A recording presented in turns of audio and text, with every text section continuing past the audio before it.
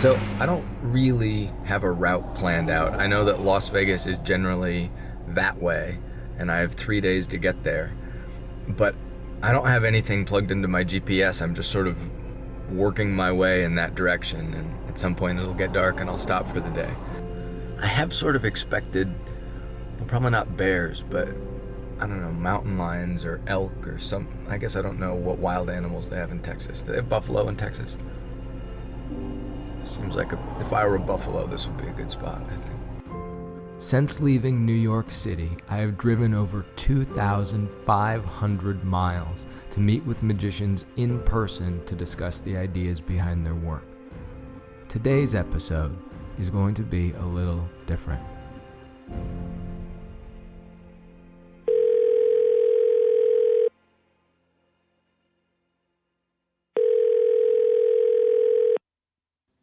Billy? Hey, yeah. Thank you so much for doing this. You should see a sign that says it's recording. Are you getting that? Oh yes, it does. Nate is recording the call. I met Billy Kidd when we starred together in a TV series about magic. Alright, it's really nice. We're gonna go for one last one. She's built a global career as a street performer, stage magician, and television star. And when she's not performing around the world, she has a weekly show at her own venue in the United Kingdom. When I watch your material, it looks so categorically different than pieces that I see from other magicians. Like the trapeze act or the monkey act, I mean, those are the things that come to mind immediately. Those almost feel like performance art pieces as much as they feel like magic pieces. Can you talk to me just for a minute about how you approach the process of invention? Well, I've always been a fan of classics of magic, and that's kind of where I kind of dig and research and get my material from. But I think a lot of it has to do with I'm really uninspired. This might sound harsh. I'm really uninspired sometimes by watching other magicians. And the reason is because if I see a routine, let's say, like even a classic routine, like a straitjacket escape, you know, what is the one thing that every magician is always doing when they do an escape? So for an example, usually they're always doing some kind of countdown or there's a timer. Right. And I will put that as my rule. I'm like, okay, I'm not allowed to use a countdown or a timer. They will usually go, they're trying to do it faster than Houdini or someone else. And I'll be like, I'm not allowed to say that. What stock lines are they all using? Again, just using an example of a straitjacket, you know, they're going to do something with a crotch strap.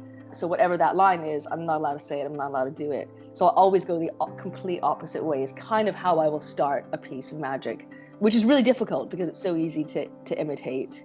And it makes my process really quite long because I'm trying to figure out all these rules I've put in front of myself. It kind of makes me start from scratch. So New Mexico is unlike any place I've ever been. It feels like Mars. Probably greener than Mars. I'm driving on a back road. I don't even know what the name of the road is, but I stopped because I saw this old cemetery and I just wanted to have a look. So I got over there and I was, taking video. And then from the grass in front of me, I heard this. I do not like snakes. I don't know that it was a snake. I just didn't want to stay around to investigate. Okay. One thing I see in your work that I really admire is the understanding that you don't have to entertain an audience by giving them what they think they want. That it's okay to make them uncomfortable. It's okay to make them feel awkward. What people really want is to have someone make the hair stand up on the back of their neck. Yeah, and I know magicians always talk about, oh, I like putting smiles on people's faces and I give them that, and that is part of it. But for me, I'm like, no, I want them to feel more. I want them to have more of a part in my show. There's a lot of routines I do where I kind of let the audience make their own decision on where it's going to go. And it makes them very uncomfortable. Right. So there are moments in my show where I kind of try to break that ice. I think it's just the way I work or my process, and maybe coming from a different background as well forces me to be different because I just can't do the same shtick. So when I was 22, I drove from Iowa to Los Angeles to start my professional career as a magician. And on that drive, I came across this ghost town out in the middle of nowhere. It was an old abandoned mining town. And I just saw on a sign that it's not very far from here, so I'm going to take a quick detour and go have a look. Most people, when they start in magic, you know, they're 9 or 10 or 11. I mean, that's at least the age I was. But you had this entire career as an actor first, and then made the jump to magic. Yeah. Do you have any advice for someone just starting magic that you wish you had known when you were starting? I think when you're starting magic, you can be so hung up on the techniques and the secrets. I know magicians have said this in the past, but for me, it's probably the most important thing. No matter what, you have to perform for real people. Not your family, not your friends.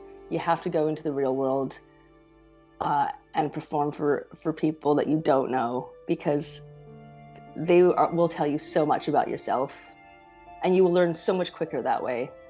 And that was the advice I was given when I started, because I started kind of street performing, and I made it my job right away, and that I needed to make money.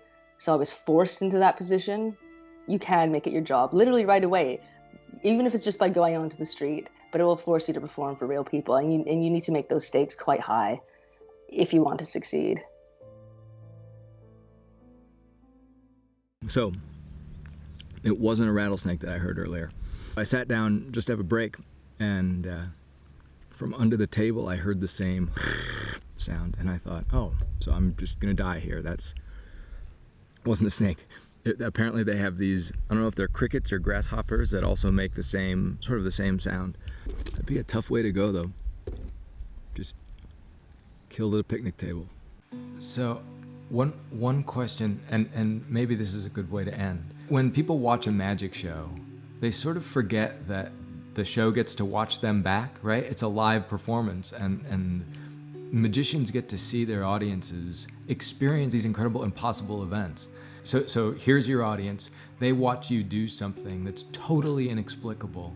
And then what is that for them? You know, we call it wonder, but it's easy to just use that word without really thinking about it. I think an audience, they first come in because they know they're seeing a magic show, but I think they always first come in with that kind of puzzle brain. Like they know they're going to be tricked. They want to know how it works as well. That's just human nature. But then I think what I'm hoping my audience is getting from watching my show, besides all our, you know, all the words we like to use, wonder, astonishment, you know, blah, blah, blah. I kind of hope that they kind of get to just meet me. We don't really get to know who a magician is on stage a lot of the times, because we're hiding behind all our tricks. And I hope I can kind of change that, because it is an exchange that we are having with an audience. I'm trying to figure out who they are as soon as I walk on stage, and I'm hoping they can get more of a sense of who I am and my story, as well as appreciate what I'm doing.